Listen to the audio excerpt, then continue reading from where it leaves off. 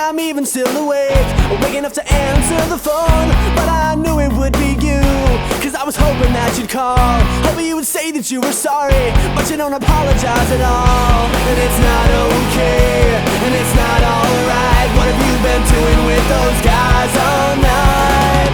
If they're really just friends, why wouldn't you choose me over them? Please don't do this again. Try to give the space and each end up walking all over me. Please don't do this to me. Oh no, please don't do this to me. Call me in the middle of the night, so drunk you're ready to pass out, telling me I had a great time, except for that hour you blacked out. Now you're surprised that I'm pissed, you think I'm acting all tough. Well, I think you're acting like a bitch, and I swear this time I've had enough.